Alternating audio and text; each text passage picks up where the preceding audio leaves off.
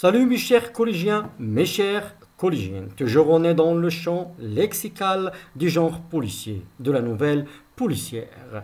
Et dans cette deuxième partie, Inch'Allah, on va voir encore d'autres mots qui appartiennent au vocabulaire de la nouvelle policière pour enrichir vos connaissances.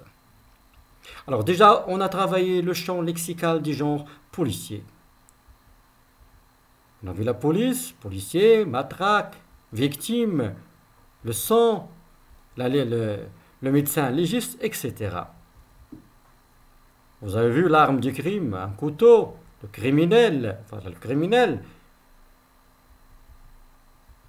le cadavre, la victime, la scène du crime, le détective, l'inspecteur de police, etc. La police. Maintenant, alors on va voir quelques noms, tout d'abord, qui appartiennent au vocabulaire, au champ lexical du genre policier. Exemple, un alibi. Qu'est-ce que c'est quoi un alibi?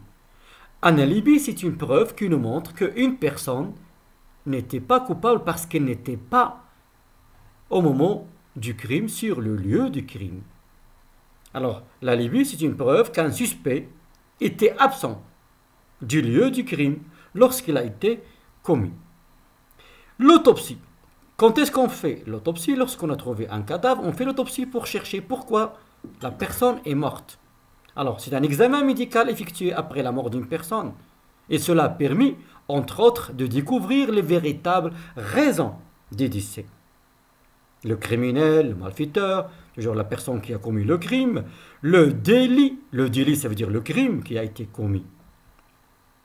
Et les empreintes végétales, déjà on a vu, ce sont des traces uniques à chaque individu, laissées par les doigts.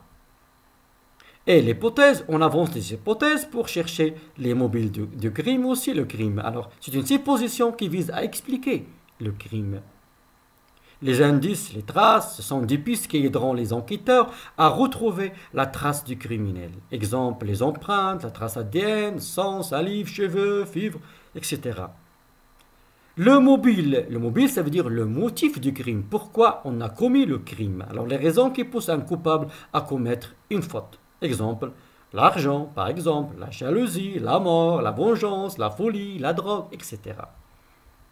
Le policier, l'enquêteur, le détective, ce sont des responsables de mener l'enquête. La résolution, on cherche à résoudre l'énigme, à trouver le coupable. Alors, c'est le résultat de l'enquête. Le suspect, c'est la personne que l'enquêteur soupçonne d'avoir commis le crime. On n'est pas sûr, mais on soupçonne la personne d'avoir commis le crime. Le témoin oculaire, c'est la personne qui a vu le crime. La victime, c'est la personne qui a subi le crime ou le préjudice. Un crime, c'est la faute très grave punie par la loi. C'est ce qu'on appelle le crime. Un coupable, le contraire, c'est un innocent. Alors le coupable, c'est la personne qui a commis une faute ou un délit. Toujours le délit, ça veut dire le crime. La preuve, ce qui sert à attester qu'un fait est vrai. L'enquête, l'ensemble des recherches réunissant des témoignages pour trouver une réponse à un délit. C'est ce qu'on appelle l'enquête. Un interrogatoire. C'est quoi l'interrogatoire? C'est l'ensemble des questions que l'on pose à un suspect ou bien aussi à un témoin. Et une fausse piste, les fausses pistes, ils visent à tromper la police. Ce sont des traces trompeuses de fausses indices. Un assassin, un meurtrier, un tueur, c'est la personne qui a commis un homicide avec préméditation. C'est un assassin, un meurtrier, un tueur.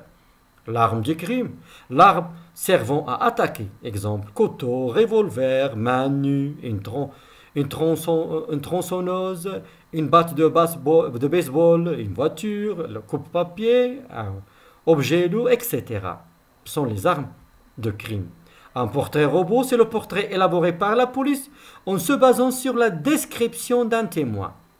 Alors, lorsque on décrit le témoin, et on fait un portrait robot pour voir l'image de coupable. Un cambrioleur, c'est la personne qui dévalise une maison, une banque, une bijouterie. C'est un cambrioleur. Une arrestation. On a arrêté le coupable. L'arrestation, c'est la capture de quelqu'un effectuée par une autorité de police ou de justice. Une énigme, un mystère à élucider, à rendre clair. C'est ce qu'on appelle une énigme. Un meurtre, un assassinat.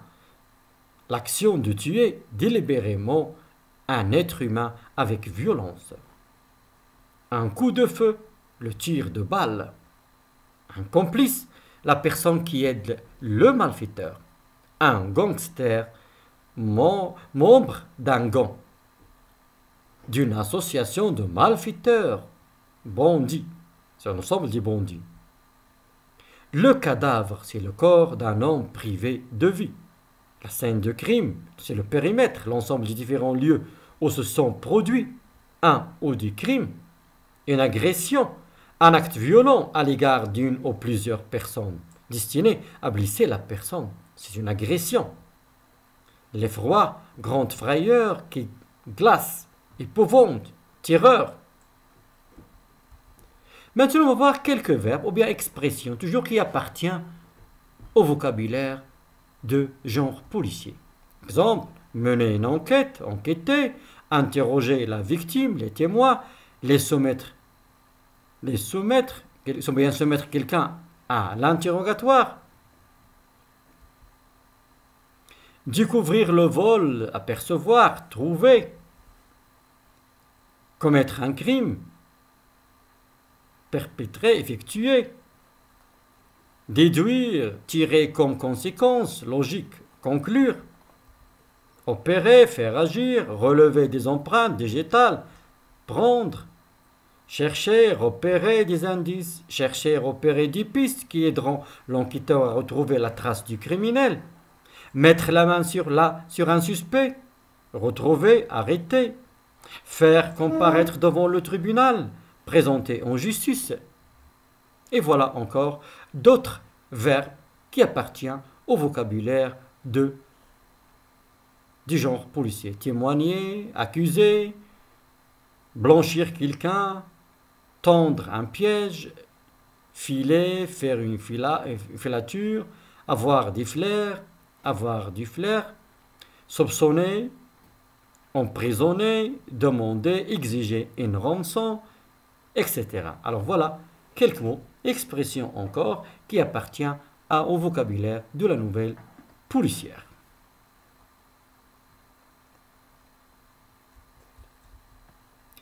Prendre des otages, s'emparer d'une personne et l'utiliser comme moyen de pression pour avoir une rançon, ou bien une rançon, poursuivre, suivre vivement quelqu'un, un véhicule pour l'atteindre, étrangler, faire périr quelqu'un en gênant sa respiration, en lui serrant la gorge, le cou, c'est étrangler, avouer, aveu, reconnaître une faute que l'on a faite, révélation de la vérité, c'est avouer, tuer, assassiner, etc. Alors maintenant, voilà un petit tableau dans lequel il y aurait un petit résumé qui va nous aider mieux à comprendre aussi le vocabulaire de la nouvelle policière. Alors, les mots qui renvoient ceux qui enquêtent, ou bien tout d'abord ceux qui commettent, ça veut dire ceux qui ont commis une faute, un crime, ou bien un délit, le criminel, le suspect, l'assassin, le meurtrier, l'inculpé, l'accusé. Et pour les policiers, ceux qui enquêtent, l'enquêteur, policier, gendarme, police, gendarmerie, détective, inspecteur. Et pour les actions du criminel, on a pour le crime, il y a le crime, tuer, l'assassinat, le verbe assassiner, meurtre, forfait, commettre un trucidé, tuerie, abattre, massacre, homicide, frapper, étrangler, voilà, étrangler. Voilà, l'infanticide, c'est quoi l'infanticide? Ça veut dire tuer les enfants. Voilà, là, c'est ce qu'on appelle l'infanticide. Pour les actions de l'enquêteur, ceux qui vont mener des enquêtes, chercher, la recherche, suspecter, soupçonner, l'interrogatoire, le nom, découvrir, interroger, audition, interpellation, prouver, démasquer, auditionné, incarcération, arrestation.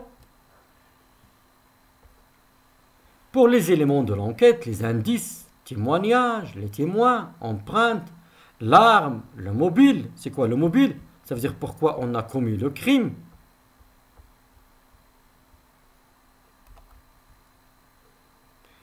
Le mobile du crime, trace, preuve, un alibi. L'alibi, c'est la preuve qui nous montre que quelqu'un n'a pas commis le crime parce qu'il était absent.